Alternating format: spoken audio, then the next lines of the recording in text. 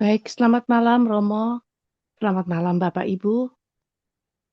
Perkenalkan saya Jau Maria dari Surabaya. Yang malam ini akan mendampingi Romo untuk menyampaikan renungan yang bertema Ia berdiri pada kaki salib. Baiklah, Bapak dan Ibu mohon kesediaannya untuk mengisi eh, daftar kehadiran pada yang sudah disediakan pada kolom chat. Silakan ya Bapak dan Ibu ya.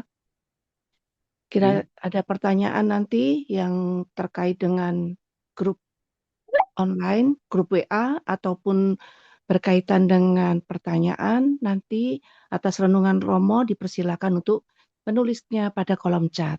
Mari kita mulai pada malam hari ini dengan doa pembuka. Demi nama Bapa dan Putra dan Roh Kudus. Amin. Amin. Allah Bapa yang Maha Pengasih, kami bersyukur kepadamu karena pada hari ini Engkau kembali menghimpun kami dalam kasih dan penyertaan-Mu. Terima kasih atas napas kehidupan, kesehatan, dan kesempatan yang Engkau berikan sehingga kami dapat berkumpul untuk memuliakan nama-Mu. Ya Tuhan, hadirlah Roh Kudus-Mu di tengah-tengah ibadah ini. Bukalah hati dan pikiran kami agar mampu mendengarkan sabda-Mu yang akan disampaikan oleh Romo Aurel untuk memahami kehendak-Mu dan melaksanakan ajaran-Mu dalam kehidupan kami sehari-hari. Sucikanlah hati kami dari segala kekhawatiran dosa dan pikiran yang mengganggu, supaya kami dapat beribadah dengan tulus dan penuh hormat kepadamu. Berkati juga setiap pelayanan Romo Aurel, serta seluruh umat yang hadir pada saat ini. Semoga melalui ibadah ini, iman kami semakin diteguhkan, pengharapan kami semakin dikuatkan, dan kami semakin mengasihi sesama kami. Doa ini kami panjatkan dengan pengantaraan Tuhan Yesus Kristus, Juru Selamat dan Penebus kami. Amin. Demi Amin. nama Bapa dan Putra Roh dan dan Roh Roh Kudus. Kudus. Amin. Amin. Oh, darah dan air yang memancar dari hati Yesus sebagai sumber kerahiman, Engkau andalanku. Oh, darah dan air yang memancar dari hati Yesus sebagai sumber kerahiman, Engkau andalanku. Oh, darah dan air yang memancar dari hati Yesus sebagai sumber kerahiman, Engkaulah andalanku. Saya persilakan Romo Oler untuk mulai pengajaran pada malam hari ini. Baik, Terima terima kasih kasih. Bu Jau untuk menghantar kita ke dalam refleksi bulanan. Kita berusaha untuk konsisten menjaga refleksi bulanan ini sebagai nadi atau apa ini apa ya benang merah dari seluruh refleksi dari waktu ke waktu. Dan sekarang kita mengakhiri bulan Mei, bulan Maria. Jadi refleksi malam ini pun saya kaitkan dengan itu. Ketika saya beri tema Ia berdiri pada kaki salib, itu saya percaya eh, semua orang pasti sudah berpikir siapa yang dimaksudkan itu. Nah, ada beberapa pertimbangan. eh, Walaupun saya tahu sekarang banyak dari antara teman-teman kita terlibat dalam doa rosario lingkungan masing-masing, mari kita sejenak eh, mendoakan mereka sebagai bagian dari gerakan kerahiman ilahi yang makin lama makin menjangkau berbagai lingkungan, berbagai sudut. Saya sendiri baru-baru ini terkejut dengan sekelompok umat dari kampus saya. Kampus saya itu agak jauh dari kota, dan mereka meminta info untuk mencetak gambar kerahiman ilahi ukuran besar yang mau dipasang di gereja. Lalu saya bertanya, apakah mereka sudah mengenal eh, kerahiman ilahi itu sebagai sebuah gerakan? Mereka bilang, belum terlalu lama sudah diperkenalkan dan sudah semakin banyak orang yang mendoakan doa koronka, doa kerahiman dan sebagainya yang mereka masih dalam proses belajar. Saya sendiri percaya bahwa ini merupakan buah dari satu pergulatan karena sampai hari ini devosi kerahiman ilahi itu masih kalah jauh dari devosi Bunda Maria misalnya ya, atau devosi Roh Kudus ya, hati kudus Yesus dan sebagainya. Tetapi semakin lama apalagi kerahiman ilahi ini sangat berkaitan erat dengan hati kudus Yesus sehingga kita melihat sebagai satu paket pertumbuhan iman dalam gerakan spiritualitas populer umat Kristiani yang harapan kita adalah menumbuhkan komitmen masing-masing orang untuk lebih terlibat di dalam karya pelayanan gereja, baik dalam karya pewartaan maupun karya-karya karitatif yang menyentuh kehidupan banyak orang. Nah, malam ini kita berefleksi tentang sosok yang menjadi perhatian dalam bulan Mei dan juga bulan Oktober, yakni Bunda Maria, tetapi sekali lagi dalam frame penampakan mistik bagi Santa Faustina. Sehingga kita tidak bicara tentang teologi tentang Bunda Maria, ya, kita tidak bahas dogma Mariologi, tetapi kita membahas eh, paralelisme atau kesesuaian antara refleksi mistik Santa Faustina dengan pesan-pesan biblis, lalu kita mengambil kira-kira apa relevansi imannya bagi kita umat beriman yang selain berdevosi kepada kerahiman ilahi, juga terlibat di dalam rupa-rupa pelayanan yang diinisiasi oleh Gereja Kudus.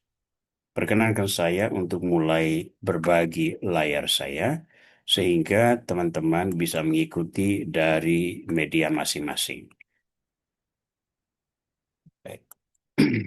Sebagaimana yang Anda semua bisa melihatnya di sini, tema kita adalah Ia berdiri pada kaki salib.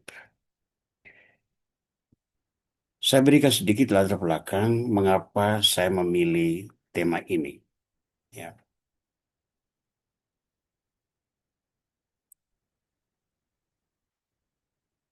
baik, baik. Di dalam bulan Mei tahun 2026 ini ada sejumlah peristiwa atau hari raya yang berkaitan langsung dengan Bunda Maria di dalam eh, baik secara keselamatan secara keseluruhan maupun dalam devosi-devosi populer yang dipraktekkan oleh Gereja Kudus. Tentu saja di dalam bulan Maria ini kita rutin berdoa rosario. Ya, maka saya meletakkan gambar rosario besar di bagian kanan. Nah, rosario ini berkaitan erat dengan penampakan di Fatima yang kita rayakan, kita peringati pada setiap tanggal 13 Mei. Dan itu penampakan terjadi pada setiap tanggal 13 selama berbulan-bulan hingga sampai Oktober. Jadi pada 13 Mei ada penampakan, hari penampakan itu terjadi sehari sebelum hari kenaikan yang terjadi pada tanggal 14 Mei. Dan 14 Mei hari kenaikan itu kita tahu bahwa sesudah kenaikan, ketika para murid kembali dan berkumpul untuk berdoa, Kisah Para Rasul bab 1 dengan jelas mencatat bahwa di antara orang-orang yang berhimpun untuk berdoa, selain para rasul, sejumlah perempuan dan murid-murid lain, ada Bunda Maria, Maria Ibu Yesus. Itu tertulis jelas di dalam Kisah Para Rasul. Maka konsekuensi logisnya adalah 9 hari mereka berdoa dalam tempat persembunyian, sehingga pada hari ke-10, yakni Pentakosta yang kita rayakan pada tanggal 24 Mei, itu Bunda Maria ada bersama para murid menerima pencurahan Roh Kudus. Bukan hanya 12 rasul yang kemudian berbicara dan berkhotbah, terutama Petrus, tetapi kita percaya atau logikanya adalah mereka semua yang turut serta di dalam penantian dalam doa itu memperoleh pencurahan Roh Kudus. Nah, sesudah itu tanggal 25 Mei itu sehari sesudah Pentakosta, gereja memperingati Maria Bunda Gereja. Kalau seandainya 1 Januari kita memperingati Maria Bunda Allah, maka 25 Mei atau ini bukan 20, ini hari peringatan selalu berubah karena itu hari Senin sesudah Pentakosta. Jadi bisa tanggal berapa saja. Tapi hari Senin sesudah Pentakosta tahun ini adalah tanggal 25, maka kita melihat bahwa ada 4 perayaan, baik itu hari raya maupun hari peringatan, itu berfokus pada sosok Bunda Maria. Ya, dan Injil Yohanes bab 19 secara eksplisit menampilkan kisah bahwa Bunda Maria hadir pada peristiwa penyaliban. Karena di kaki salib itu berdiri Maria Bunda Yesus bersama murid yang dikasihi, bersama saudarinya Maria istri Kleofas, lalu ada Maria Magdalena, ya. Mereka itu yang berdiri di kaki salib dan menyaksikan Yesus menderita pada saat-saat terakhir hingga matinya. Sehingga saya percaya mereka juga ada pada penurunan jenazah Yesus dan penguburan eh, oleh Yusuf Arimatia dalam sebuah kubur yang masih baru. Ya, sehingga mereka tahu tempat di mana Yesus dikuburkan. Sehingga kaum perempuan, para perempuan, terutama Maria Magdalena, pada hari pertama sesudah hari Sabat itu segera pergi ke kubur untuk melihat Yesus dimakamkan di mana. Dan di sanalah mereka menyaksikan peristiwa kebangkitan. Nah, ini alasan mengapa refleksi bulan ini berfokus juga pada tokoh Bunda Maria.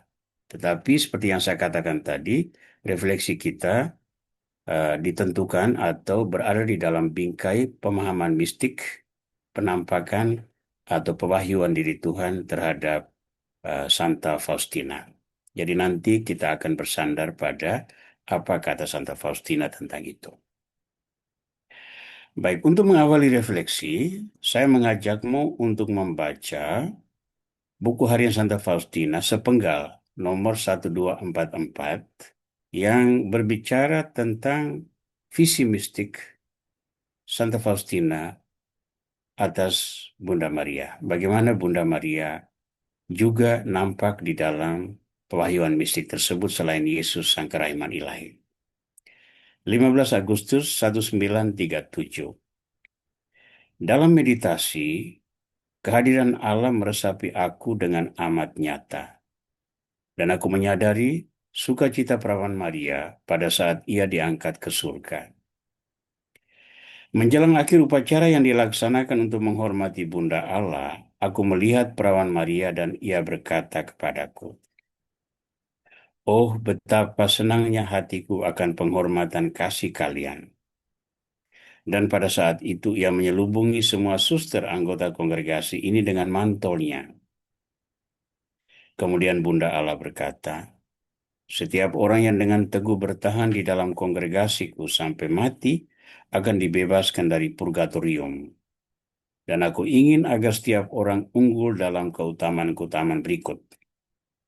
Kerendahan hati dan kelembutan, kemurnian dan kasih akan Allah serta sesama, kemurahan hati, dan kerahiman."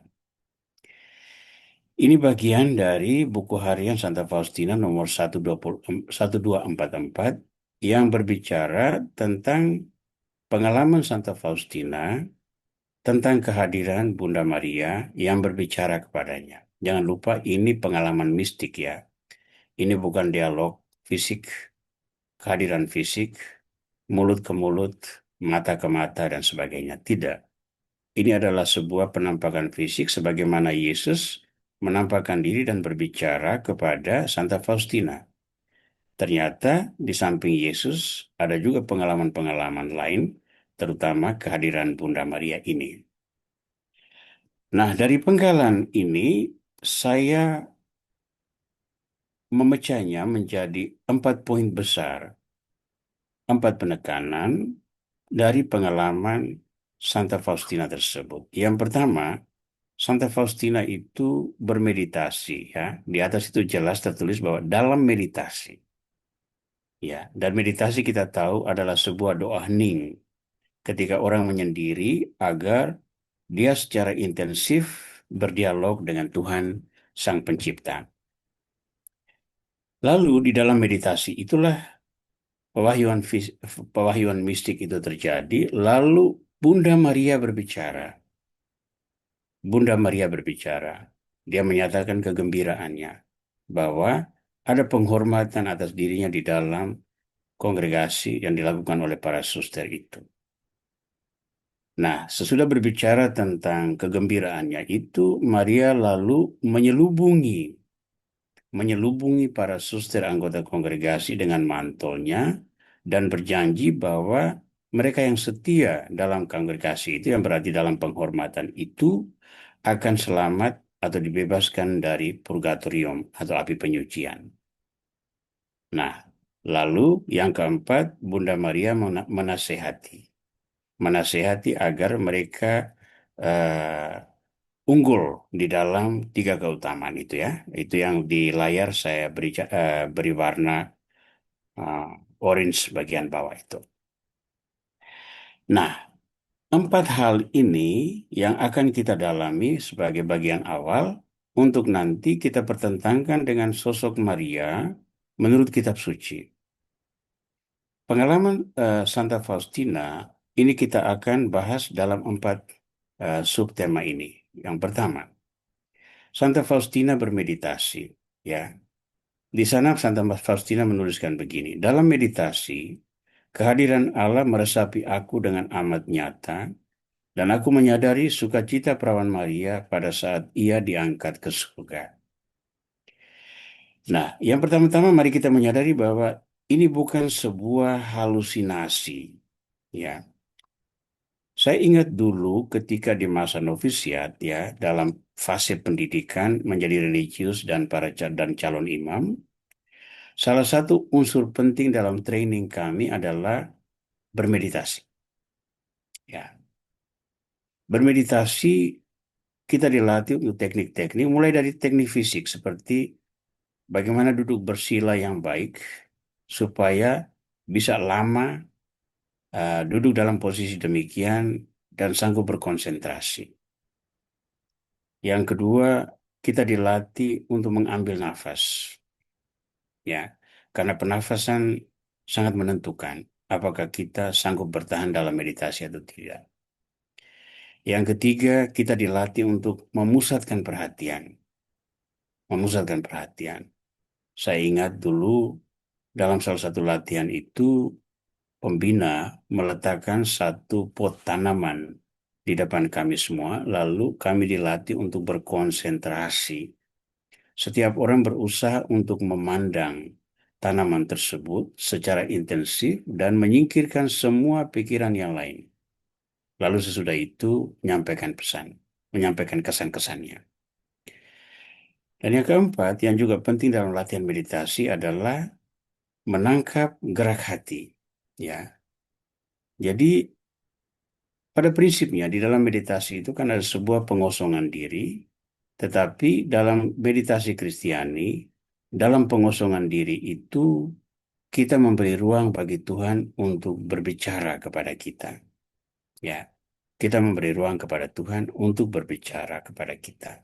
Jadi, kalau dalam teknik meditasi misalnya dari lingkungan Buddha, pengosongan diri itu juga mereka lakukan dengan sangat intensif dan sangat mampu, tapi pengosongan diri untuk menyatu dengan alam semesta, untuk menyatu dengan kosmos, ya. Dalam perspektif Kristiani, pengosongan diri itu berarti memberi ruang seluruhnya dalam diri kita agar Tuhan berbicara kepada kita menurut kehendaknya. Ya, dan ini dilakukan oleh Santa Faustina. Dan di dalam meditasi itulah pewahyuan diri Santa Maria terjadi. Nah, di dalam dialog mistik tersebut, Bunda Maria berbicara. Faustina menulis, menjelang akhir upacara yang dilaksanakan untuk menghormati Bunda Allah, aku melihat perawan Maria dan ia berkata kepadaku, "Oh, betapa senangnya hatiku akan penghormatan kasih kalian." Ya. Nah, ini para suster lain tidak mengalami itu. Faustina yang dipilih Tuhan, yang memiliki hati nurani yang peka, dia sanggup membaca dan mendengarkan bagaimana Bunda Maria berbicara kepada dia. Ya. Nah, selanjutnya ada aksi konkret yang ditampilkan oleh Bunda Maria. Dan pada saat itu, ia menyelubungi semua suster anggota kongregasi ini dengan mantolnya. Kemudian Bunda Allah berkata, setiap orang yang dengan teguh bertahan di dalam kongregasiku sampai mati akan dibebaskan dari purgatorium. Nah, yang pertama menyelubungi dulu. Suster kan ada banyak.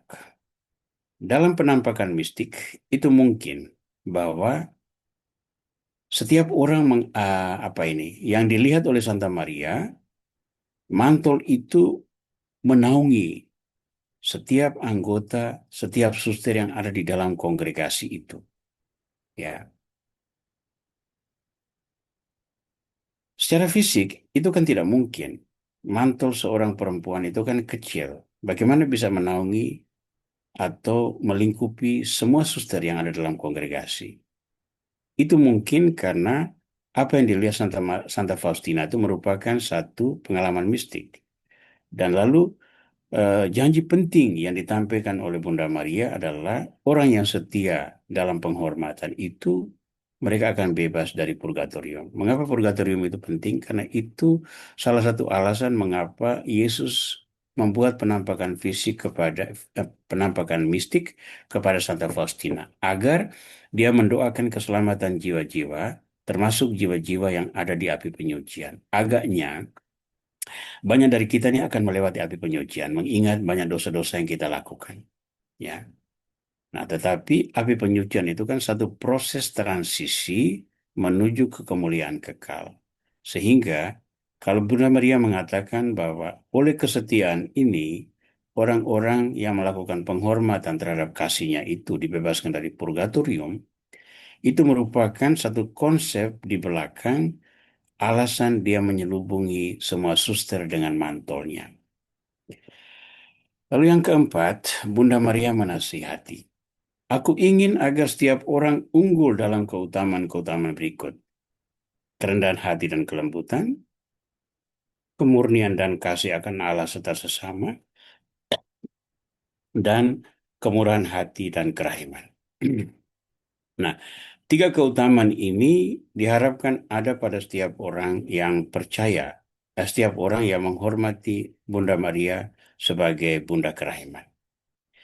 Nah, kita semua itu memiliki apa ya, keutamaan-keutamaan yang menjadi karakter diri kita masing-masing. Ada orang yang unggul di dalam menasehati orang.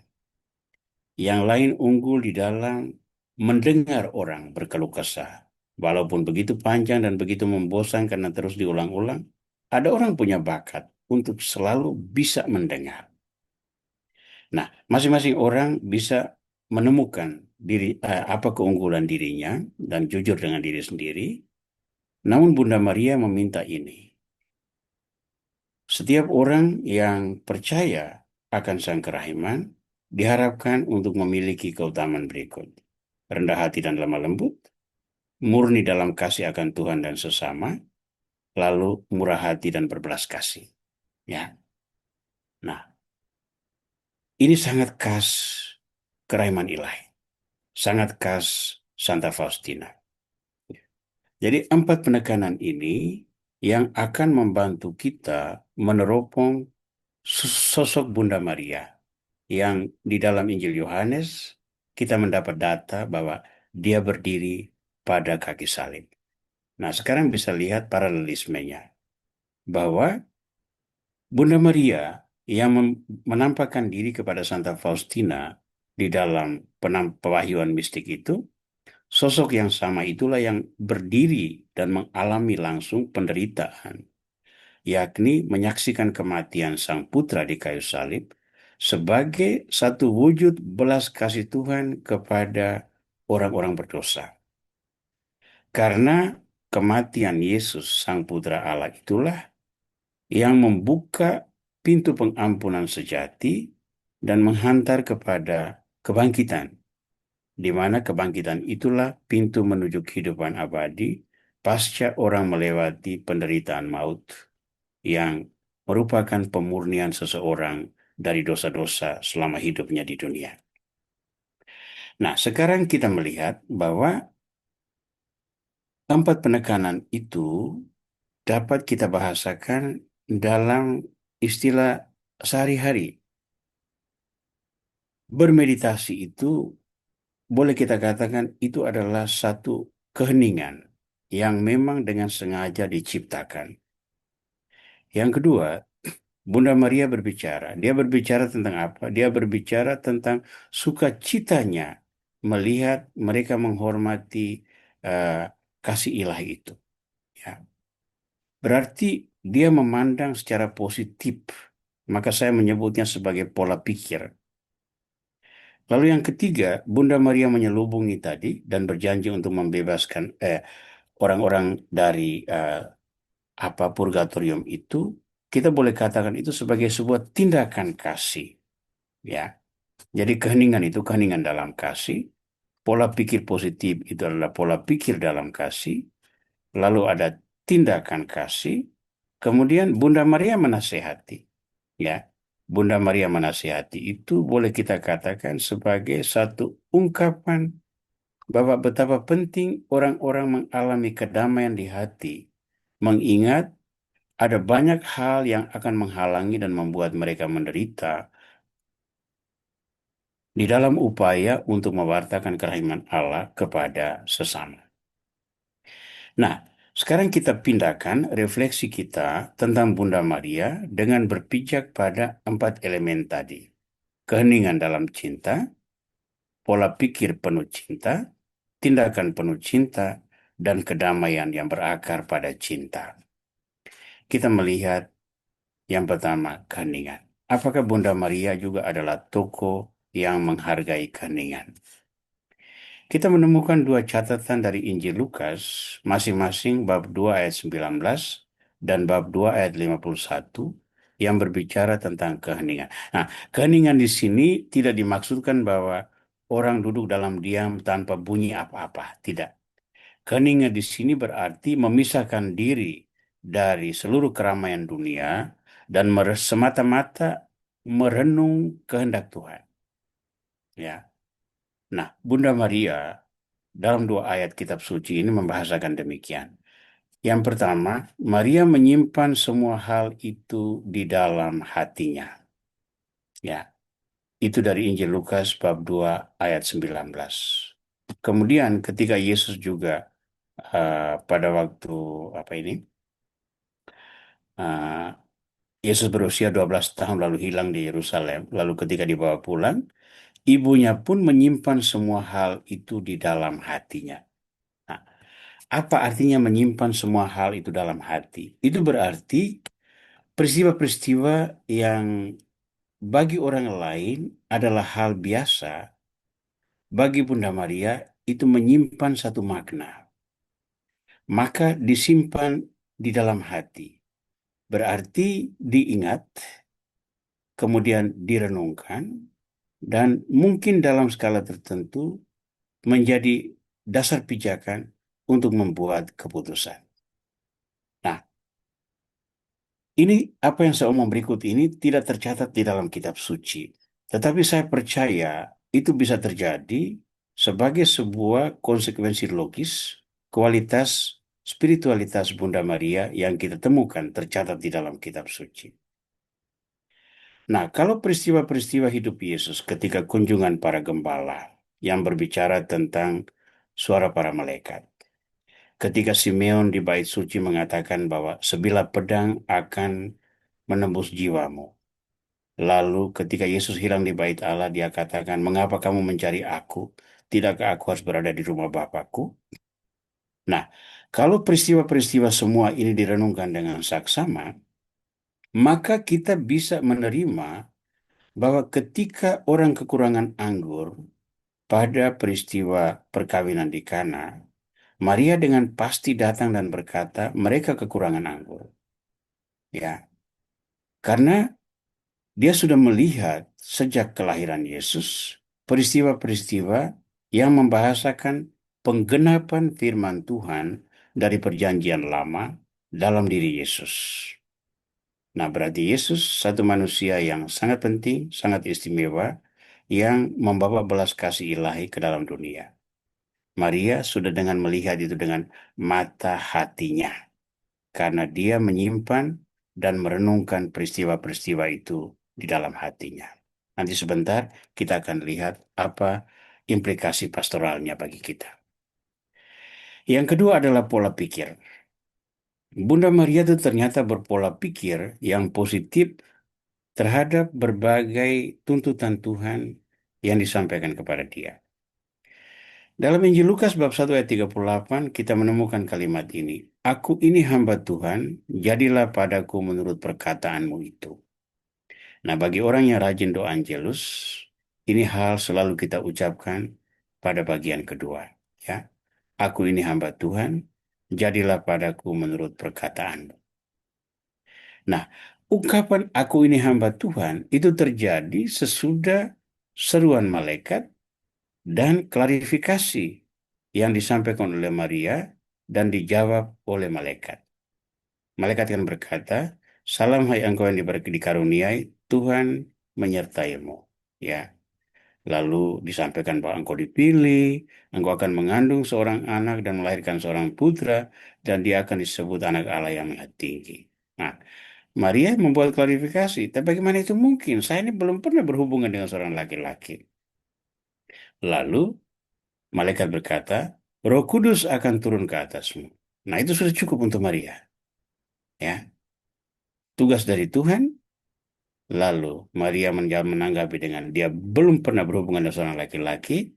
Roh Kudus katakan, malaikat katakan tidak usah takut. Roh Kudus yang akan menaungi engkau. Itu sudah cukup. Maka untuk Maria berpikir positiflah. Maka jawaban dia adalah, aku ini hamba Tuhan, jadilah padaku menurut perkataan. Dalam Injil Lukas bab 2 ayat 35, itu kita menemukan kata-kata Simeon ketika Yesus dipersembahkan di bait Allah. Dia bermada memuji Tuhan, sekarang Tuhan perkenankanlah hamba berpulang, sebab aku melihat dengan mata kepala sendiri keselamatan yang kau janjikan bagi orang Israel. Ya.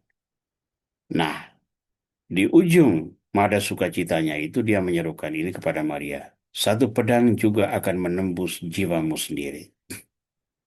Nah, dan kita tahu pedang yang paling pahit untuk Bunda Maria adalah berdiri di kaki salib dan menyaksikan putranya meninggal di salib, hukuman yang kejam dari penguasa Roma untuk penjahat yang paling berbahaya, meninggal secara tragis di depan matanya dan dia sebagai ibu tidak bisa berbuat apa-apa. Nah, ramalan tentang itu sudah disampaikan oleh Simeon, maka ketika Maria berdiri di kaki salib, saya percaya dia mengingat ini. Ya, sebilah pedang akan menembus jiwamu. Nah, mungkin dia katakan begini, oh, ternyata sebilah pedang itu sepahit ini, sesakit ini, menyaksikan kematian sang putra. Tapi Bunda Maria ada di sana, menyaksikan. Dia setia pada perutusannya sampai selesai. Yang ketiga, Bunda Maria itu cepat bertindak. Ada tindakannya. Yohanes bab 2 ayat 3 mencatat demikian. Ketika mereka kekurangan anggur, Ibu Yesus berkata kepadanya, mereka kehabisan anggur. Ingat peristiwa perkawinan di Kana. Ya. Lalu Yesus katakan, mau apakah engkau daripadaku, hai perempuan, saatku belum tiba. Itu seperti penolakan kan? Tapi Maria tidak peduli dengan kata-kata Yesus itu. Dia pergi dan bilang kepada para pelayan, apa saja yang dia katakan, lakukan itu. Jangan tanya, ikuti saja. Nah, berarti Maria mempunyai kepercayaan yang tinggi bahwa putra yang dikandung dan dilahirkannya ini seseorang yang akan selalu membawa belas kasih Tuhan dan menyelamatkan manusia dari penderitaan.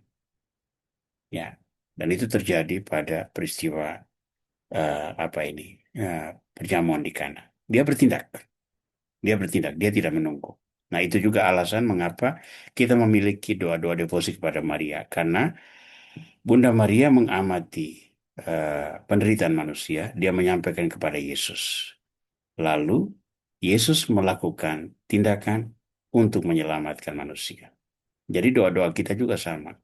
Kita menyampaikan kepada Sang Buddha agar Sang Bunda mendoakan intensi kita kepada Tuhan. Bukan Sang Bunda yang menurunkan berkat bagi kita. Berkat selalu datang dari Tuhan. Yang keempat, aspek kedamaian dalam cinta itu terwujud dalam Maria setia sampai akhir. Ya, dia berdiri di sana. Yohanes bab 19 ayat 26-27 menuliskan demikian. Ketika Yesus melihat ibunya dan murid yang dikasihnya di sampingnya, berkatalah ia kepada ibunya, "Ibu, inilah anakmu." Kemudian katanya kepada muridnya, "Inilah ibumu." Sejak saat itu murid itu menerima dia di dalam rumahnya. Nah, di mana unsur kedamaian? Menyaksikan penderitaan Yesus tapi unsur kedamaian. Nah, kita memainkan psikologi seorang ibu, ya. Seorang ibu, sepahit apapun penderitaan yang dia harus lewati, berada dekat orang yang dikasihi merupakan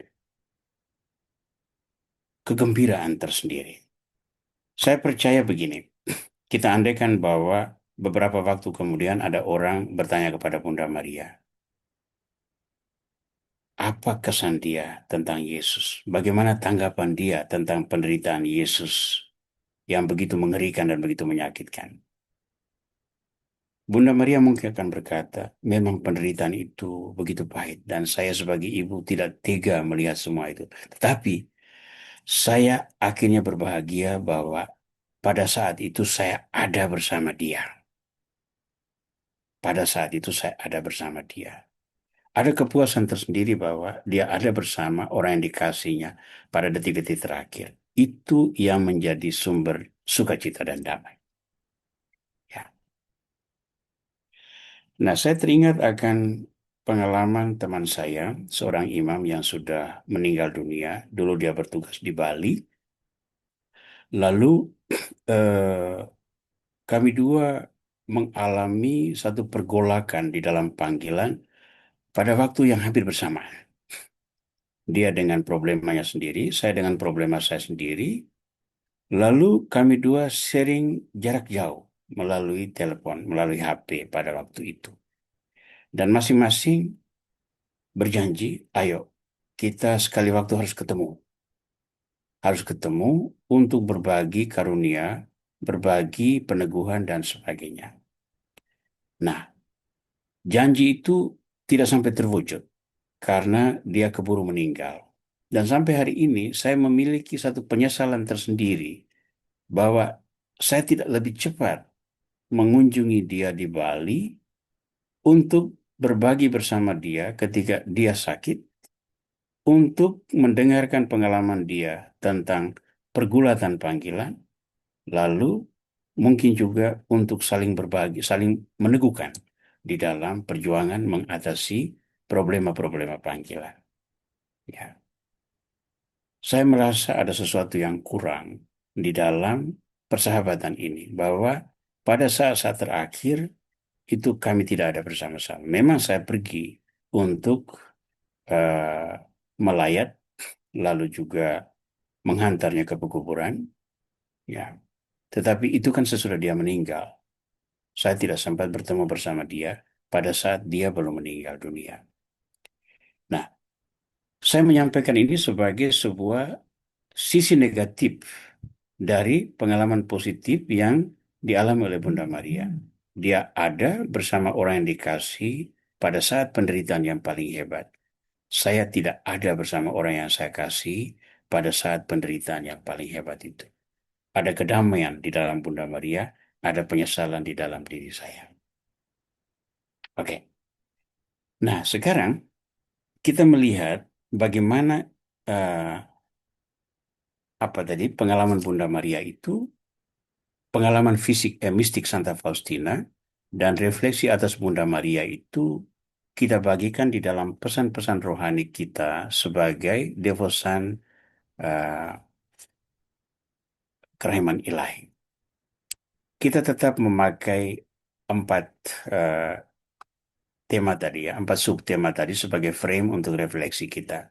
Yang pertama adalah merenung dalam diam, yang kedua berpikir positif, yang ketiga cepat bertindak, dan yang keempat setia sampai akhir. Kita mulai dulu dengan merenung di dalam diam. Buku harian Santa Faustina nomor 25 mencatatkan demikian. Pada malam hari, Bunda Allah mengunjungi aku sambil membopong bayi Yesus. Hatiku dipenuhi dengan sukacita dan aku berkata, Maria bundaku, tahukah engkau betapa mengerikan penderitaanku? Dan Bunda Allah menjawab, aku tahu betapa banyak kamu menderita, tapi janganlah takut. Aku ikut menanggung penderitaanmu, dan aku akan selalu berbuat demikian. Ia tersenyum ramah, lalu menghilang. Seketika itu juga kekuatan dan keberanian yang besar muncul dalam jiwaku, tetapi itu hanya berlangsung 1 hari. Tampaknya neraka sudah bersekongkol melawan aku. Satu kebencian yang mengerikan mulai merasuki jiwaku, satu kebencian terhadap semua yang kudus dan ilahi. Aku merasakan bahwa siksaan rohani ini akan menjadi bagian selama sisa hidupku. Nah, sekarang yang kita perhatikan di sini adalah mengapa Santa Faustina mengalami penampakan ini. Penampakan itu hanya mungkin karena Santa Faustina selalu mengkhususkan waktunya dalam doa, refleksi, dan meditasi, dalam adorasi dan sakramen, dan semua latihan-latihan rohani yang disiapkan oleh biara itu dia jalani dengan penuh sukacita. Nah, karena semua unsur spiritualitas ini meresap begitu menyatu dengan hati nuraninya, Santa Faustina memiliki kemampuan untuk membaca kehadiran-kehadiran tokoh-tokoh ilahi berkat kepekaan rohania yang dia miliki. Nuraninya tajam untuk menangkap pesan-pesan iman yang disampaikan kepadanya. Dan dia menangkap pesan itu dengan sangat baik. Karena ia meluangkan waktu khusus untuk dia dan Tuhan praktis setiap hari. Ya, itu yang menjadi penekanan saya. Bahwa apa isi dialog antara dia dengan sang bunda itu hal sekunder. Tetapi bahwa dia mengalami itu dan dia mengalami figur-figur ilahi berbicara kepada dia, semua terjadi karena ia mengasah diri dengan sangat baik sehingga hati nurani sangat peka terhadap bisikan-bisikan ilahi yang datang kepada dia melalui peristiwa-peristiwa hidup dia setiap hari. Nah, untuk tema ini, merenung dalam diam, kira-kira implikasi rohaninya bagi kita itu apa? Saya menganjurkan beberapa poin ini. Pertama, setiap devosan kerahiman ilahi harus selalu sadar bahwa pertempuran kegelapan melawan terang akan tetap berlangsung dan kita terseret di dalamnya. Jangan menyangkal, tapi hadapi kegelapan. Nah, saya memberikan sebuah ilustrasi. Ini pengalaman tentang seorang imam. Jangan lupa ya, seorang imam juga bisa memiliki iman yang lemah terhadap Tuhan. Ada seorang imam yang bahkan bisa berbicara kepada umat melalui mimbar khutbah bahwa jangan terlalu percaya itu berita tentang setan. Setan itu tidak ada. Nah, ini ajaran yang sangat berbahaya. Bukan berarti bahwa kita harus percaya dan mengikuti setan, tidak. Kita harus mengingat bahaya bahwa setan itu selalu bergentayangan dan berusaha merangkul jiwa kita ke dalam kehancuran neraka ciptaannya. Ya, Maka satu kali itu saya bertemu dengan dia. Saya bilang, saya dengar kamu berbicara dengan ini. Rasionalitasnya apa? Dia bilang, ya masuk akal lah. Mana itu ada setan? Saya bilang, lalu pada waktu Yesus mengusir setan, itu menurut kamu Yesus bermain-main di situ. Tidak ada setan yang sesungguhnya. Nah, di situ dia berusaha membuat rasionalisasi, tetapi saya melihat Yesus pun melakukan pengusiran terhadap setan. Berarti setan itu betul-betul ada. Kalau kita mengimani Kristus, maka kita mengimani juga perbuatan-perbuatannya, yang berarti kita mengimani juga kebenaran-kebenaran yang tersirat di dalam perbuatan-perbuatannya itu. Nah, kalau Yesus saja mengusir setan, berarti setan itu sungguh-sungguh ada. Kalau tidak, masa Yesus bersandiwara? Nah, ini satu hal yang penting agar kita melatih diri dan mendidik diri untuk peka bahwa kegelapan tidak pernah berhenti mengejar kita agar kita menjadi miliknya. Ya, saya berani untuk berbicara kepada orang-orang yang rajin berdoa, rajin menghadiri Ekaristi, tetapi juga mengalami perjuangan pergulatan hidup yang tidak pernah selesai. Lalu saya katakan pergulatan hidupmu itu merupakan bagian dari salibmu yang terus memurnikan suara hatimu. Ya, karena kamu orang yang dekat dengan Tuhan, maka kegelapan akan terus melawan kamu karena dia ingin agar kamu meninggalkan sang terang untuk masuk dalam kegelapan. Sebaliknya, orang-orang lain akan dibiarkan karena dia sudah menjadi milik sang kegelapan itu. Ya, dia menjadi milik sang kegelapan. Sehingga untuk apa dia repot dengan mengurus orang-orang yang jauh dari Tuhan? Ya, jadi selalu sadar bahwa pertempuran kegelapan melawan terang itu selalu ada di dalam hidup kita. Yang kedua, selalu ambil kesempatan untuk merenungkan salib hidup yang kita panggul agar tetap bermakna. Salib hidup itu seringkali banyak berbicara secara kuat tentang kualitas-kualitas iman, tentang penyelenggaraan Tuhan, dan sebagainya. Renungkan penderitaan bukan supaya penderitaan itu kita nikmati, tidak. Ambil makna di balik penderitaan itu. Tuhan berbicara apa? Maka merenung itu menjadi sangat penting. Yang ketiga, libatkan Tuhan dalam merencanakan, melaksanakan, dan mengevaluasi setiap langkah hidup kita. Jangan hanya datang kepada Tuhan pada saat kegagalan. Ya, mari kita libatkan Tuhan sejak perencanaan. Dan yang terakhir, tidak ada harapan sejati selain dalam penyelenggaraan Tuhan yang berbelas kasih.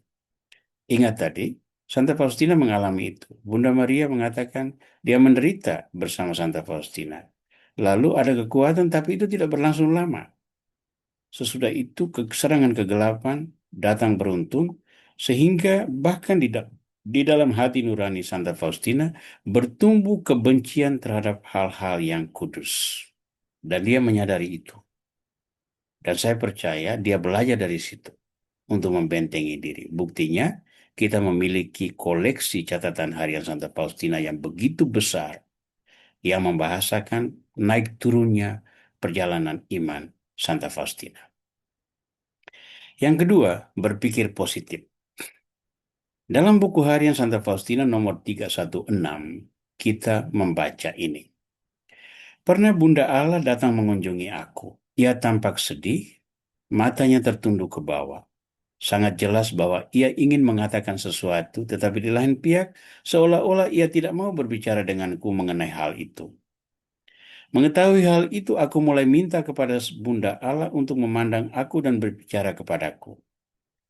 Saat itu juga Maria memandang aku dengan senyum hangat dan berkata, "Engkau akan mengalami beberapa penderitaan karena suatu penyakit dan karena para dokter. Engkau juga akan menderita banyak karena gambar itu. Tetapi jangan takut akan apapun." Gambar yang dimaksudkan sini adalah gambar sang kerahiman. Hari berikutnya aku jatuh sakit dan sangat menderita. Persis seperti yang telah dikatakan oleh Bunda Allah. Tetapi jiwaku sudah siap untuk menanggung penderitaan. Seluruh hidupku tidak pernah lepas dari penderitaan. Baik. Perhatikan kalimat kedua dari bawah. Tiap tetapi jiwaku sudah siap untuk menanggung penderitaan. Bagi orang biasa, penderitaan itu selalu menyakitkan dan hanya bisa dihadapi kalau tidak ada pilihan lain. Kalau orang bisa menghindar, dia akan menghindar. Tetapi Santa Faustina memiliki sebuah benteng dalam dirinya yang memungkinkan dia menghadapi penderitaan itu dengan keberanian. Dia tidak lari. Kenapa? Karena jiwaku sudah siap untuk menanggung penderitaan. Nah, berarti di dalam pola pikir dia sudah terbentuk pandangan positif tentang pengalaman-pengalaman iman yang dia hadapi, terutama penderitaan-penderitaan yang dia tanggung sebagai konsekuensi karunia mistik yang diberikan Tuhan kepada dia. Nah, ini yang kita tekankan. Berpikir positif tentang apa yang diberikan Tuhan yang oleh banyak orang akan dipandang sebagai kemalangan. Apa implikasi rohaninya bagi kita? Saya menganjurkan 4 poin ini. Pertama, selalu ingat bahwa murid yang layak ialah yang siap memanggul salib dan mengikuti jejak langkah Yesus. Salib tidak perlu dicari, tetapi yang datang jangan diabaikan. Nah, ini orang Kristiani seringkali lupa. Siapa itu murid yang layak? Kata Yesus, murid yang layak adalah yang memikul salibnya dan mengikuti langkahku. Karena itu, seorang Kristiani yang bersaksi hidup tanpa salib, itu kita perlu pertanyakan kualitas iman Kristiani yang dia miliki. Ya, di dalam gerakan teologi kemakmuran, orang biasa berbicara tentang berkat Tuhan itu kurang lebih demikian. Saudara-saudara, dulu saya ini seorang pekerja kemana-mana jalan kaki. Tetapi sesudah saya masuk dalam gerakan ini, Tuhan memberkati saya dengan mobil baru, gaji meningkat, kesejahteraan bertambah. Sekarang simpanan saya bukan lagi simpanan yang memalukan, tapi sudah berada di angka 9 digit dan sebagainya. Ini tidak ada unsur salibnya di sana. Ya. Padahal Kristus sendiri mengatakan salib itu tidak terpisahkan dari kehidupan orang Kristiani. Justru salib menjadi ukuran layak tidaknya seseorang dianggap murid Tuhan. Pada sisi lain, kita percaya juga bahwa Tuhan tidak memberi salib lebih berat daripada yang dapat kita pikul. Ingat kata-katanya dalam Injil Matius bab 11, "Datanglah kepadaku hai kalian yang letih dan beban berat, aku akan memberikan rasa lega kepadamu." Ya. Yang ketiga, mohonkan bantuan doa kepada Bunda Maria. Ya, mohon bantuannya. Kita setiap kali berdoa rosario itu kan kita menyebut Salam Maria penuh rahmat Tuhan sertamu, terpujilah engkau di antara wanita dan terpujilah buah tubuhmu Yesus. Santa Maria Bunda Allah, doakanlah kami yang berdosa ini sekarang dan waktu kami mati. Amin. Seluruh doa Salam Maria ini merupakan sari dari Injil. Ya, sari dari Injil. Maka kita sebetulnya sedang mengutip kata-kata dari kitab suci. Tetapi kita memohon itu kepada Bunda Maria agar Sang Bunda turut mendoakan doa-doa kita. Jadi memohon Bunda Maria untuk mendoakan kita merupakan ungkapan iman kita yang percaya pada persekutuan para kudus. Di dalam kredo, kita antara lain menyebut itu. Aku percayakan Roh Kudus, Gereja Katolik yang kudus, persekutuan para kudus, pengampunan dosa, kebangkitan badan, kehidupan kekal. Amin. Nah, persekutuan para kudus ini bukan semata-mata seorang yang sudah digelari santo dan santa, tidak. Tetapi persekutuan orang-orang yang percaya pada Kristus, yang berhimpun di seputar Kristus. Dan berhimpun di seputar Kristus itu terjadi baik untuk kita yang masih hidup di dunia, maupun untuk orang-orang yang sudah terlepas dari raganya melalui kematian. Buktinya bagaimana orang-orang yang sudah mati masih berhimpun di seputar Kristus, baca kitab Wahyu. Di dalam kitab Wahyu tertulis jelas bahwa orang-orang kudus itu berhimpun di depan takhta Anak Domba. Lagi pula, Yesus berkata kepada orang-orang Saduki, ya, Allah kita adalah Allah Abraham, Allah Ishak, dan Allah Yakub. Ya, nah, orang mengatakan Abraham, Ishak, dan Yakub sudah mati. Yesus katakan mereka tidak mati karena Allah itu Allah untuk orang yang hidup. Maka kalau kita menyebut Allah Ishak, Allah Abraham, Allah Ishak, dan Allah Yakub, berarti kita percaya walaupun sudah tidak memiliki raga, Abraham, Ishak, dan Yakub justru mengalami kesempurnaan di dalam kesatuan dengan Tuhan di surga. Mereka masih hidup.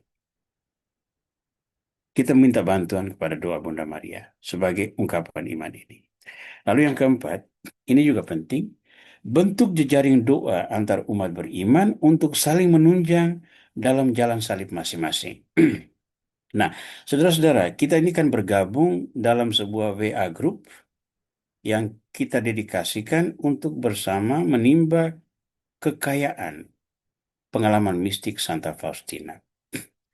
Jangan hanya mengisi otak akal budi kita dengan kekayaan-kekayaan itu, tetapi jadikan ini juga sebagai momentum untuk saling mendoakan satu sama lain. Walaupun mungkin kita belum pernah ketemu secara fisik, mungkin beberapa dari kita saja yang pernah ketemu, lain-lain tidak. Secara batinia, secara iman, kita sebetulnya sudah disatukan oleh Kristus. Maka Kristus adalah kepala dan kita semua anggota-anggotanya. Maka tidak ada salahnya kalau kita pun membentuk jejaring doa antar kita untuk saling mendoakan satu sama lain. Yang ketiga, cepat bertindak. Buku Harian Santa Faustina nomor 11 mengatakan kepada kita demikian. Ketika aku turun dari kereta api dan menyaksikan semua orang pergi menyusuri jalan masing-masing, aku dicekam oleh rasa takut. Apa yang harus kulakukan? Kepada siapa aku harus pergi karena aku tidak mengenal seorang pun di Warsawa? Maka aku berkata kepada Bunda Allah, Maria, tuntunlah aku, bimbinglah aku.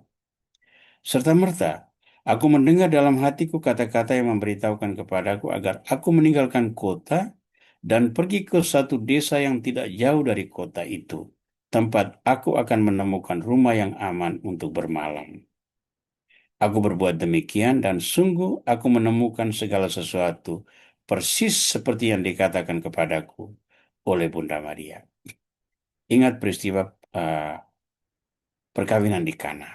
Bunda Maria yang cepat bertindak. Sekarang lihat kesulitan Faustina yang sedang dalam perjuangan untuk menemukan jalan panggilannya.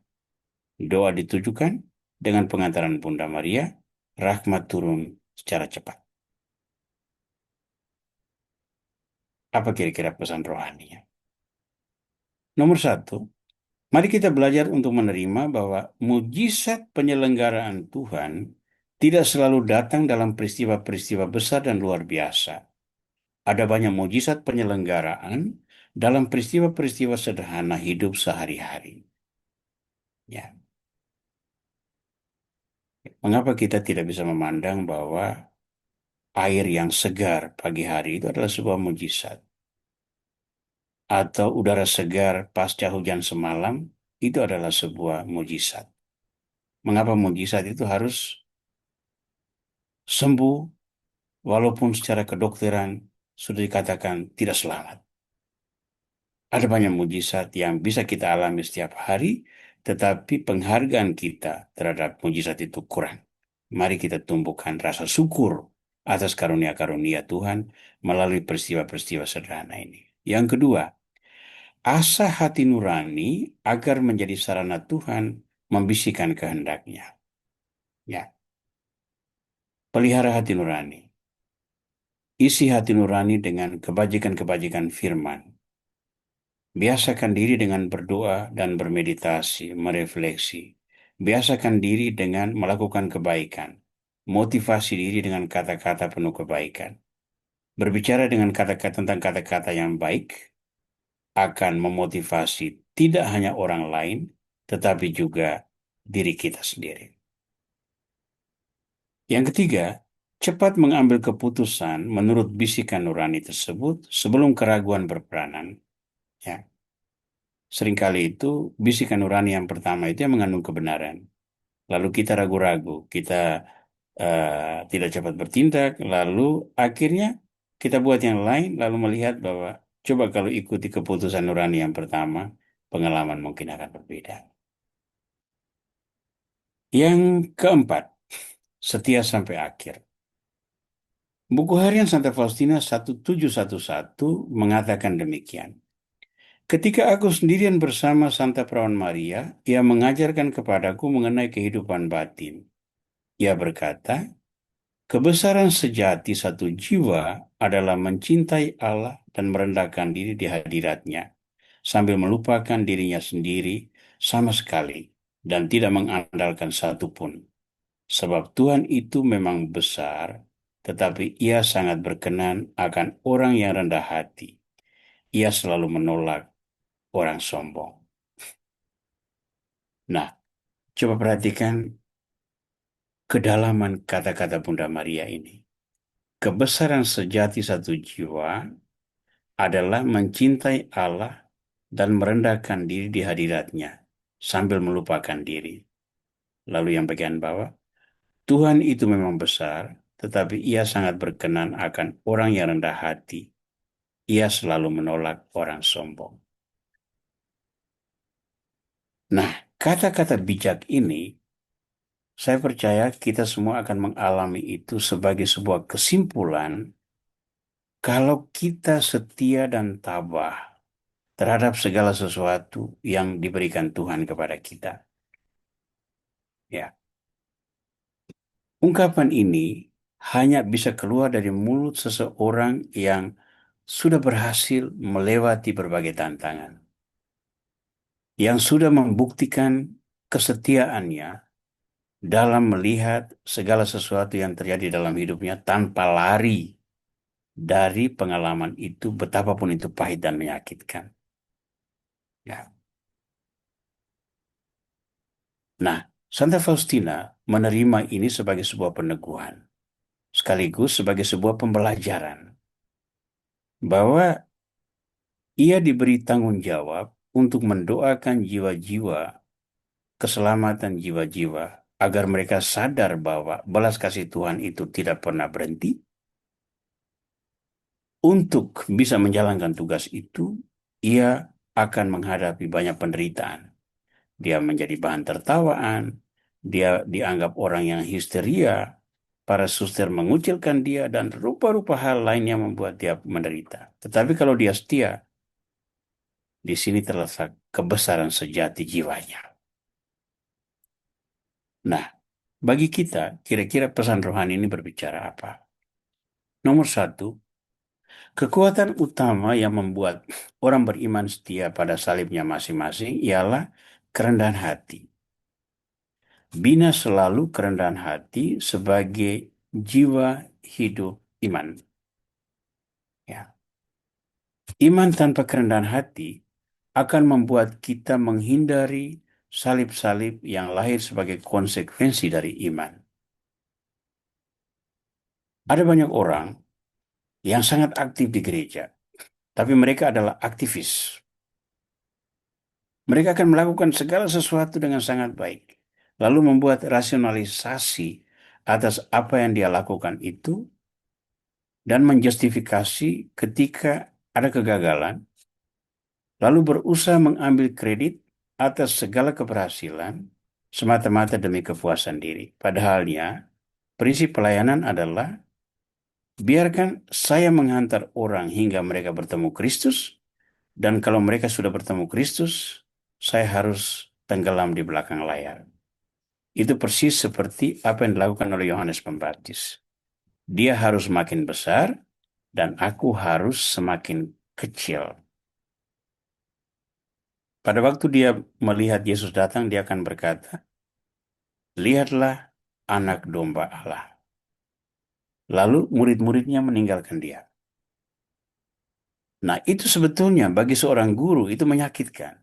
Murid-murid meninggalkan dia. Tetapi filosofi dasar pelayanan Yohanes Pembaptis adalah menghantar orang untuk melihat sang anak domba. Jadi kalau orang sudah melihat anak domba, ya yang diikuti adalah anak domba itu. Dia hanya utusan yang mendahului anak domba. itu hanya mungkin untuk orang yang rendah hati. Kebanyakan dari kita itu merasa berjasa.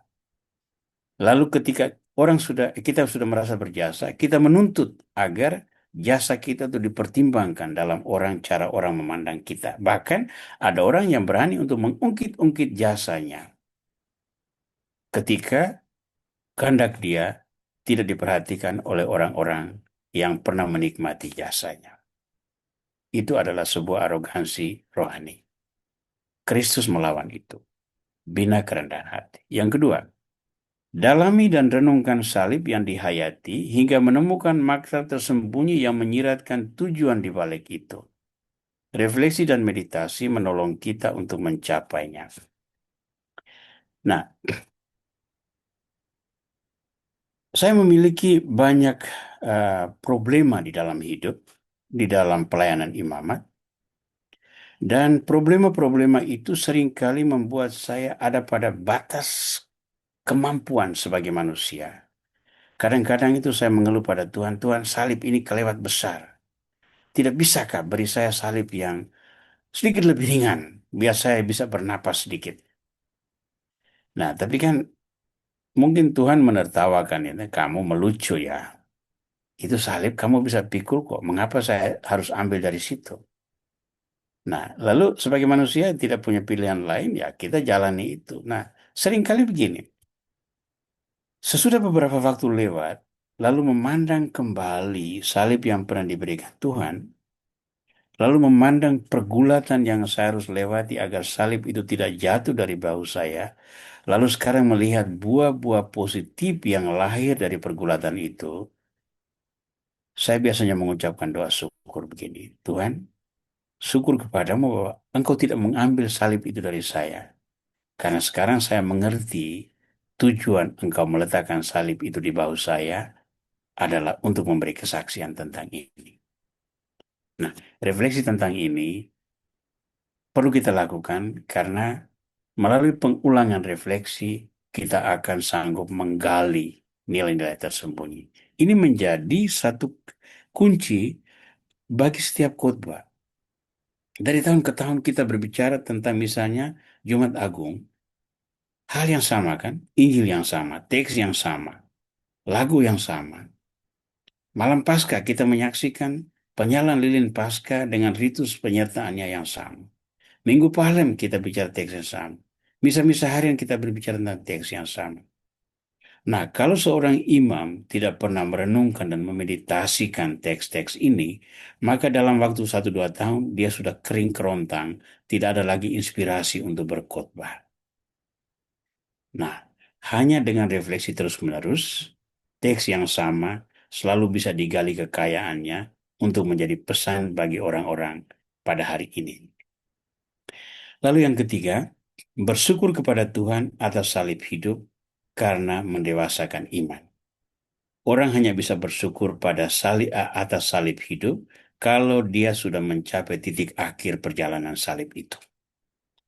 Saya percaya pada waktu Bunda Maria berdiri di kaki salib, lalu menyaksikan kematian Yesus, lalu sesudah itu menyaksikan Yesus yang bangkit, saya percaya ada rasa syukur di sana. Syukur saya ada bersama dia pada detik terakhir salibnya. Sekarang syukur saya melihat dia yang agung sesudah melewati penderitaan salibnya. Nah teman-teman, saya ingin mengakhiri refleksi malam ini dengan mengutip kembali buku harian Santa Faustina nomor 1711 tadi. Ya, mungkin orang-orang bisa nanti kemudian menjadikannya ini sebagai caption hari ini atau melihatnya sebagai kata bijak bagi kita para pelaku devosi kerahmat ilahi. Kebesaran sejati satu jiwa adalah mencintai Allah dan merendahkan diri di hadiratnya sambil melupakan dirinya sendiri sama sekali dan tidak mengandalkan satupun. Sebab Tuhan itu memang besar, tetapi ia sangat berkenan akan orang yang rendah hati. Ia selalu menolak orang yang sombong. Baik. Kalimat ini mengakhiri refleksi malam ini. Semoga pemaparan saya tetap menjadi sebuah inspirasi dan masing-masing orang terus menggali sendiri. Dan saya akan sangat senang kalau seandainya di samping refleksi yang ada, masing-masing orang bisa menimba dari apa yang dia miliki, apa yang dia temukan sendiri dalam permenungan pribadi yang dia lakukan, baik menurut buku harian Santa Faustina maupun menurut kitab suci yang dia baca dan dia meditasikan setiap hari. Baik, saya ucapkan banyak terima kasih untuk semua perhatian atas refleksi yang saya bawakan malam ini.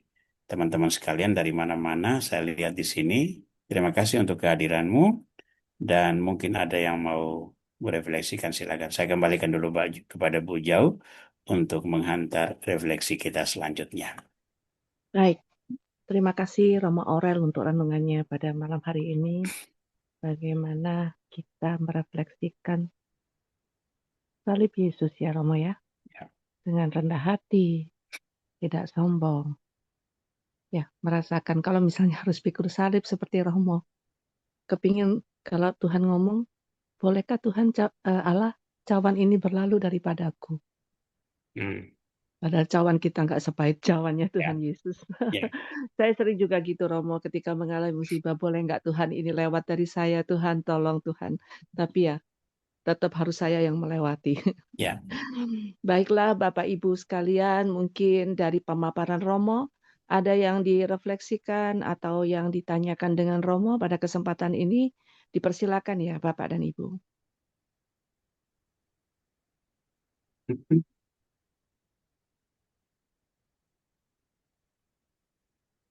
Mungkin Ibu Nunu boleh bertanya dari Samarinda, Bu Nunu. Masih blank ini, Bu. Mohon maaf.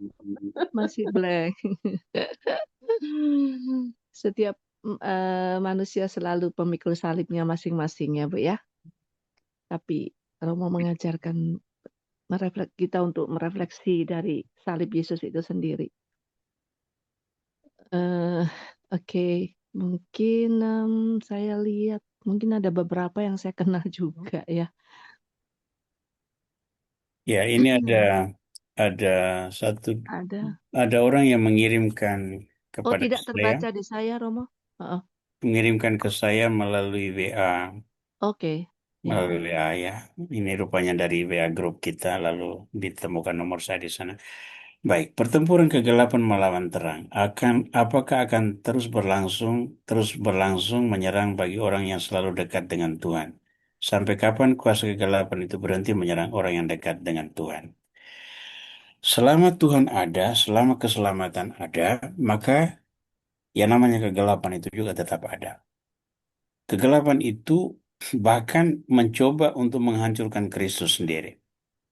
Jadi kegelapan itu bukan kegelapan kaleng-kaleng itu. Kalau seandainya Kristus Sang Penyelamat aja, itu coba digoda. Nah, ini kita sejenak melirik ke peristiwa godaan Yesus. Yesus itu digoda oleh iblis, tercatat di dalam Injil Matius dan Injil Lukas. Itu terjadi sesudah dia berpuasa selama 40 hari, 40 malam di padang gurun. Nah, 40 hari 40 malam berpuasa itu kan satu perjuangan luar biasa, tapi juga satu penderitaan. Secara fisik itu ada pada titik yang paling rendah. Dan justru iblis masuk pada posisi ini. Nah, menggoda Yesus dengan tiga godaan utama itu ya. Godaan kebutuhan fisik, godaan untuk pengakuan, dan godaan untuk berkuasa. Nah, tetapi Kristus menanggapinya itu dengan mengutip kata-kata kitab suci. Ya, iblis menggoda Yesus pun pakai kata-kata kitab suci. Tapi Yesus menjawab semua godaan dengan mengutip Injil. Nah, di sini kita menemukan bahwa iblis mundur untuk menanti saat yang tepat. Siapa itu iblis? Menurut tradisi Kristiani, iblis adalah the fallen angel, malaikat yang memutuskan untuk mengingkari keilahian. Malaikat diciptakan untuk satu kekekalan, ya. Maka iblis ini juga ada pada kekekalan. Maka kalau ditanya, sampai kapan kuasa kegelapan itu berhenti menyerang orang-orang yang dekat dengan Tuhan? Ya sampai orang itu bertemu dan bersatu dengan Tuhan. Itu baru iblis berhenti untuk menyerang pribadi tersebut. Selama kita masih hidup, selama kita mengandalkan Tuhan, maka pada saat itu juga kita akan terus digoncang-goncang oleh sang kegelapan yang ingin membelokkan arah jalan kita menuju Tuhan menjadi arah jalan menuju ke kegelapan. Ya, makanya tadi saya dalam refleksi itu saya katakan sadari ini, ya, satu eh, godaan terbesar untuk kehidupan iman masa kini adalah percaya bahwa tidak ada kegelapan. Sehingga akhirnya godaan dan dosa itu direduksi hanya sampai sebatas kelemahan psikologi semata-mata. Nah, kalau seandainya dosa hanya sampai pada batas kelemahan psikologi semata-mata, maka pertobatan dan pengakuan dosa menjadi tidak penting. Nah, ketika pertobatan dan pengakuan dosa menjadi tidak penting, kita kehilangan satu elemen penting yang menjadi medium rekonsiliasi kita manusia berdosa dengan Tuhan Sang Pemberi rahmat pengampunan. Ya. Nah, jadi sadari itu bahwa kegelapan tidak pernah berhenti. Yesus pun sesudah dia gagal menggoda, dia hanya mundur untuk mencari kesempatan berikut. Apalagi kita manusia, ya. Jadi selama mengimani Kristus, selama ingin masuk ke dalam kerajaan kekal, selama ingin masuk surga, selalu siap untuk menghadapi kegelapan. Tapi, mengapa kita tidak perlu takut? Pertama, Kristus sendiri berjanji, aku akan menyertai kamu hingga akhir zaman. Yang kedua, ketika dia mengutus para murid, dia menyertai mereka dengan kekuatan-kekuatan iman, sehingga mereka sanggup untuk mengusir setan-setan. Nah, kita ini diberi karunia oleh Tuhan untuk mengusir setan juga. Mengusir setan bukan dengan kekuatan seperti yang dilakukan orang-orang magis dan sebagainya. Tidak.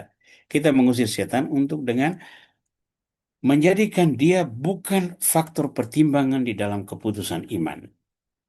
Ya, ketika iblis tidak lagi menjadi pertimbangan di dalam keputusan iman, berarti kita dimenangkan oleh Tuhan. Kita menjadikan Tuhan tokoh satu-satunya. Tapi jangan lupa kegelapan itu sangat juga bertenaga dan dia tidak akan berhenti menggoncang-goncangkan kita. Yang kedua, salib tidak perlu dicari, tetapi yang datang jangan diabaikan. Apakah salib yang dimaksud itu seperti problema-problema hidup yang harus dihadapi saat ini, harus dijalani dengan selalu berserah kepada Tuhan? Pertama, setiap problema tentu saja kita berusaha mencari jalan keluar.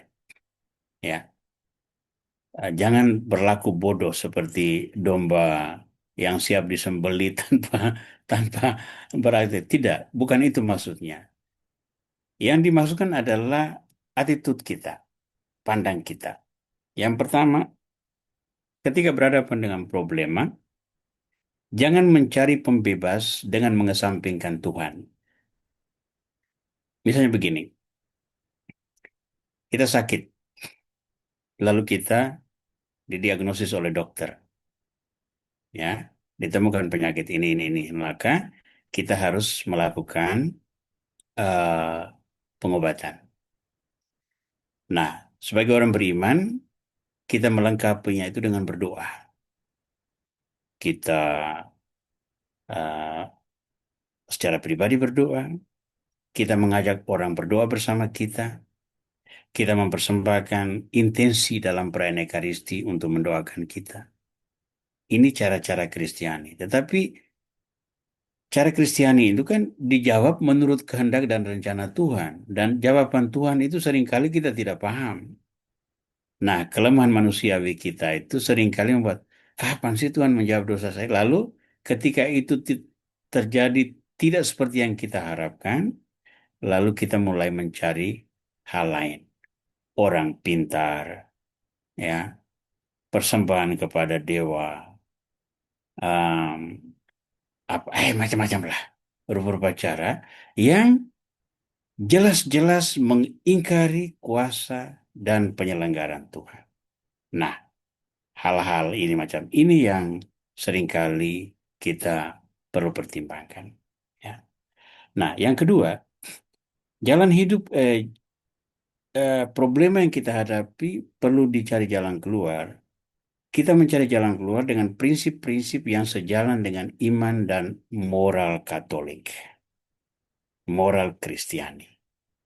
Jalan keluar, kalau mengingkari prinsip iman dan moral Kristiani, maka kita secara langsung melawan hakikat Tuhan itu sendiri. Yang berarti mengingkari akar iman kita, maka itu kita berdosa, baik kepada Tuhan maupun kepada sesama. Itu kira-kira dua pertanyaan yang dikirimkan kepada saya melalui uh, apa ya, WA Japri, sehingga saya bisa jawab untuk teman-teman kita. Mungkin ada lagi yang mau bertanya. Saya lihat ada Ibu Ibu apa Ningka tentang mau mesbah doa ini. Ini apa sebetulnya ini? Mungkin mau disampaikan? Oh, mungkin dia sekarang mau mesbah doa, Romo. Jadi, Oh, oke.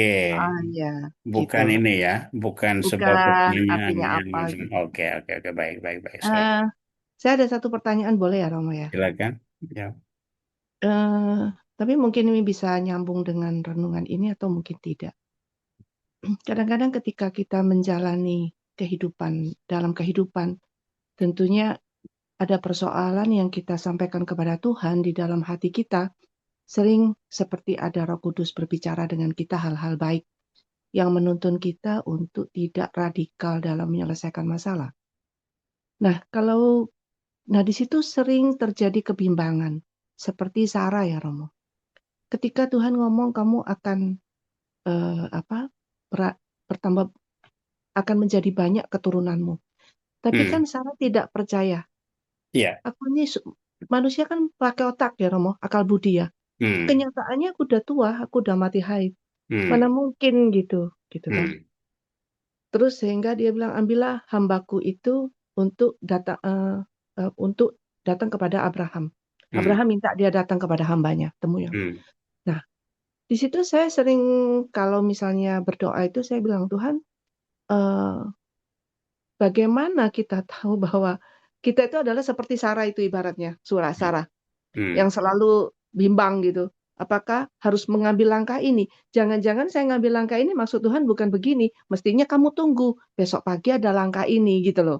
Ya, Tapi kamu sudah nggak sabar. Kamu mau ya, langsung sambar nih hari gitu gimana Romo? ya. Itu adalah satu fenomena problema iman yang sangat sering dihadapi oleh kita semua.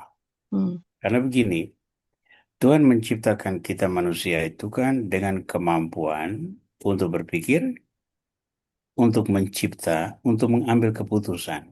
ya, Ya, maka kita ini bukan robot. ya betul. Kayaknya keti- itulah itulah sisi negatif dari kehendak bebas. Dosa itu ada Hmm, karena kehendak bebas. Ya, kalau kita tidak punya kehendak bebas seperti binatang-binatang, maka apapun yang kita lakukan itu tidak bisa dianggap dosa. hmm, Nah, kita buat perbandingan dengan Sarah tadi. Sarah itu sebetulnya satu sosok yang sangat istimewa karena dia ada di samping Abraham yang juga percaya kepada Tuhan tanpa tanpa batasnya, tanpa syarat apapun. Nah, hmm, ketika janji Tuhan untuk dia itu tidak terwujud-wujud, Sarah mengambil tindakan atas ukuran manusiawi yang sebetulnya membahasakan bahwa dia tidak sepenuhnya percaya pada Tuhan.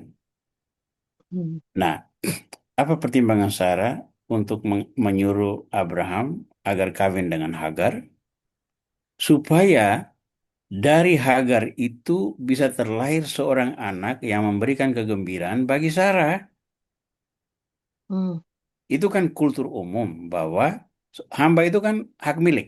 Hamba itu tidak ada bedanya dengan apa ini perlengkapan dapur atau kurang lebih itu. Jadi saya tentukan apapun yang dibuat oleh hamba itu menjadi hak saya. Ya, maka terjadilah. Jadi anak lahir Ismail kan lahir di situ. Tetapi Tuhan menunjukkan satu sisi lain yang untuk kemudian mengingatkan Sarah bahwa apa yang dia buat itu salah. Ya ini ketika Hagar itu mulai arogan di hadapan Saraya. Sebagai hamba, itu sebetulnya tidak bisa, karena prinsip kulturnya adalah apa yang dihasilkan oleh Hagar itu adalah milik Sarah. Tapi Hmm. Hagar sadar akan posisinya itu, lalu dia bertindak lebih dari itu. Dan itu yang menyebabkan akhirnya dia terusir. Ya. Nah, sekarang apa yang kita katakan? Sarah mengambil sikap, mengambil tindakan menurut sebuah ukuran manusiawi. Abraham memenuhinya juga dalam ukuran manusiawi.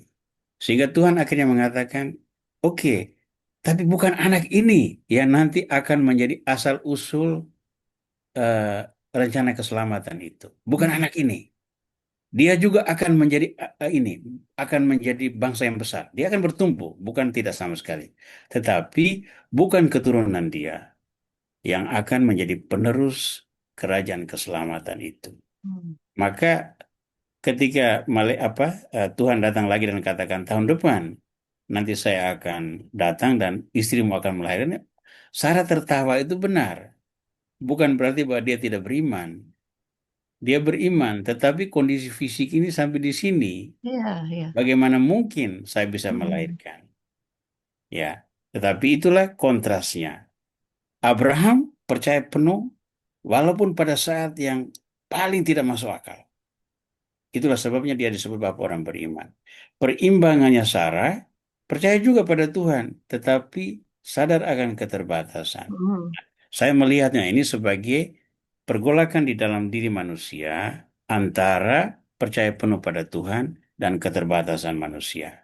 Bagaimana bersikap? Ya, ikut apa yang dikehendaki Tuhan. Ya. Nah, disitulah seringkali kita sebagai manusia terjebak dalam dilema keinginan kita dan tuntutan iman yang menuntut penyerahan penuh. Saya sendiri sering mengalami dilema kayak gitu, ya. Sebagai imam, saya mengajarkan demikian. Dalam praktek, misalnya, kita sudah berdoa pada Tuhan gini, gini, gini. Tapi sebagai manusia, saya juga oke, baik, Tuhan memberikan rahmatnya menurut rencana dia, tapi Hmm. Tuhan juga beri saya akal budi, maka saya juga harus planning, strategi, network, Iya. eh, faktor semua penuhnya segala macam harus direncanakan dengan benar. Seringkali apa yang saya kehendaki sejalan dengan karunia yang diberikan Tuhan. Seringkali terjadi juga direncanakan baik-baik, ternyata Tidak terjadi. outputnya tidak demikian. Lalu Hmm. melalui pengalaman lain ditemukan memang Tuhan tidak menghendaki itu. Tuhan menghendaki yang ini. Makanya itu tidak terjadi supaya kamu akhirnya bisa melakukan semua ini. Ya, hal sederhana Bu ya. Pengalaman pahit misalnya masa lalu begini-gini, sekarang sesudah kita lewati, lalu sekarang dari pengalaman itu kita belajar, lalu melakukan sesuatu yang lebih besar dari sekarang. Akhirnya kita bisa melihat, oh Tuhan dulu mengizinkan pengalaman pahit ini terjadi supaya saya belajar untuk menjadi humble, belajar untuk membumi, karena dengan mentalita itulah sekarang saya bisa melakukan yang ini. Hmm. Ya. Jadi eh, ketika direnung, makanya tadi itu sangat penting merenungkan kembali pengalaman-pengalaman itu dan mencoba menggali makna yang tersembunyi di belakangnya. Ya, jadi teruslah merenung Bu ya, teruslah mempertanyakan itu tidak salah, Iya. mempertanyakan itu tidak salah, tetapi tidak boleh dari pertanyaan itu lalu diputuskan kalau begitu Tuhan ini nonsens, saya berhenti aja. Ah, Oh, ya enggak lah lebih Romo. lebih gampang pergi ke dukun di gunung apa karena hasilnya cepat. Iya, Hmm, oke. iya. Ya, Seringkali kan begitu Romo. ya, Jadi kita seringkali dikasih begitu. Ya, baik. akal budi tapi menjadi ini. Oke, Ah, saya terima kasih Romo. Saya ya, coba baca. Boleh ya Romo? Masih ada yang bertanya satu. oke. Ini yang terakhir, Bu, Eh, ya. Sesudah ya, itu kita akan tutup itu ya. baik Silakan. Romo. Ya, Romo, saat saya adorasi mendengar suara put him. Padahal saya ini nggak pandai bahasa Inggris. Apa yang harus saya tanggapi? Saat itu saya mau ke dokter untuk mendengarkan hasil check up saya. Jadi saya bilang sama Tuhan, apapun hasilnya saya serahkan kepada Tuhan. Begitu Romo. ini kan suatu bentuk kepasrahan. Kepastian dalam arti begini. Seringkali kalau kita lihat dalam Injil, Yesus itu kan seringkali menjawab pertanyaan orang itu dengan perumpamaan. Nah, perumpamaan itu kan mendorong untuk refleksi lanjut. Nah, saya tidak paham ini konteksnya ya, Bu Rosa ya, tidak paham konteksnya, tapi saya menangkap nuansa ini. Karunia Tuhan diberikan kepada kita kadang-kadang dengan cara yang kita tidak paham dan juga tidak kita sangka. Yang bisa kita lakukan adalah bersikap ini. Oke, Tuhan, apapun penyelenggaraanmu, saya percaya Engkau merencanakan yang terbaik bagi saya. Jadi saya serahkan sepenuhnya pada Tuhan. Nah, ini bukan bersikap fatalis, seakan-akan bahwa tidak perlu buat apa-apa, nanti biar tunjukkan. Tidak. Kita sudah melakukan segala-galanya, tetapi Tuhan terserahlah. Kalau Tuhan merencanakan apa, saya bersikap. Ini pada satu sisi itu memberikan kita kesiapan batin luar biasa untuk menghadapi hal-hal terburuk. Hal-hal terburuk. Saya sudah melakukan yang terbaik, tapi Tuhan menghendaki ini. Maka kehendak Tuhan walaupun sakit, saya akan tetap terima dan saya jalankan. Jadi saya juga tidak mengerti apa maksudnya ya, put him dan sebagainya. Mungkin bisa di lain waktu bisa diseringkan, tetapi yang saya mau katakan adalah ketika kita mempersembahkan seluruh hidup kita kepada Tuhan, ada saatnya kita harus betul-betul bisa menyerah total. Tuhan, sekarang terjadi padaku, terserahlah kamu mau apa. Aku sudah pada taraf maksimal batas perjuanganku sebagai manusia. Dan seringkali jawaban Tuhan itu saya harus katakan justru pada saat-saat seperti itu. Ketika kita sudah memasrahkan semuanya, baru Tuhan buka. Oh, kamu begini, kamu begini, kamu begini, kamu begini. Karena kepasrahan itu berarti kita menyatakan ketidakmampuan kita di hadapan Tuhan. Terjadilah padaku menurut kehendakmu. Itu sebetulnya kita mengulangi apa yang dikatakan oleh Bunda Maria. Dan terjadilah padaku menurut kehendakmu. Itulah yang membuat dia mampu berdiri di kaki salib itu. Andai kata tidak, ibu siapa sih yang diam-diam begitu saja untuk menerima semua itu? Baik, gitu saja untuk malam ini ya. Hmm. Sebelum Bu Jauh menutup, saya ingin menyampaikan nanti program berikut itu kita akan bertemu tanggal 25 Juni. Hari 25 Kamis Juni. 25 Juni ya. Nah, kita tetap usahakan itu pada hari Kamis keempat untuk bisa mengadakan pertemuan-pertemuan rutin seperti ini. Terima kasih Bu Jau. Saya Ya, kembalikan untuk bisa membuat menutup pertemuan kita malam ini ya. baik. Terima kasih Romo untuk renungan dan jawaban atas pertanyaan-pertanyaan dari kami. Bapak dan Ibu, terima kasih atas kehadirannya di malam hari ini. Semoga firman Tuhan yang disampaikan oleh Romo Aurel memberikan kesempatan kepada kita untuk merefleksi akan salib Yesus. Ya, kita berdoa untuk Romo ya, Bapak Ibu sekalian, supaya Romo diberikan kesehatan, kekuatan, panjang umur, diberikan sukacita, walaupun kadang-kadang menghadapi umat yang mengesalkan. Ya Romo, itu doa Ya, kami untuk Romo. Baiklah, sampai di penghujung acara, Romo berikan kami doa penutup dan doa berkat Romo. Terima mari kasih. kita berdoa. Tuhan Yesus Kristus, Sang Kerahiman Ilahi, Engkau menganugerahkan kepada kami Maria, bundamu, untuk menjadi bunda kami. Ia berdiri pada kaki salibmu, menyaksikan kematianmu, penderitaan dan kematianmu. Maka ia pun menderita bersama dengan engkau. Engkau menuntut dari kami untuk menjadi murid yang layak dengan cara memikul salib kami masing-masing dan mengikuti jejak langkahmu. Kami ingin meneladani ketangguhan bundamu yang menjadi satu-satunya pribadi yang menyertai engkau sejak dari kandungannya hingga ke akhir hayatmu. Doronglah kami untuk belajar rendah hati. Ingatkanlah kami untuk menyerahkan seluruh hidup kami kepada penyelenggaraanmu. Dan berikanlah kami hati yang selalu merenung selalu memasrahkan semuanya pada penyelenggaraan yang selalu melihat penyelenggaraanmu dalam setiap detik kehidupan kami sebagai jalan untuk bersaksi tentang kerajaan.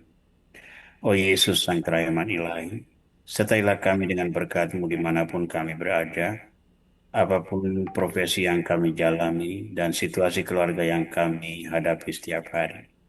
Semoga kepasrahan, kerendahan hati, dan ketabahan Bunda Maria menjadi teladan bagi kami, agar kami pun setia mengikutimu dan berdiri pada kaki salibmu, menimba rahmat kekuatan untuk terus melangkah dalam perjalanan hidup, hingga mencapai titik nadir bertemu dengan Engkau dalam kerajaan abadi. Untuk semua kasih karuniamu Tuhan, kami hendak memuji Engkau. Kemuliaan kepada Bapa dan Putra dan Roh Kudus, seperti pada permulaan, sekarang selalu, dan sepanjang segala abad. Amin. Tuhan bersamamu. Dan bersama Semoga saudara-saudara sekalian diberkati oleh Tuhan Yang Maha Kuasa, Bapa dan Putra dan Roh Kudus. Amin. Amin. Baik. Terima kasih. Tuhan Ibu yang memberkati semua.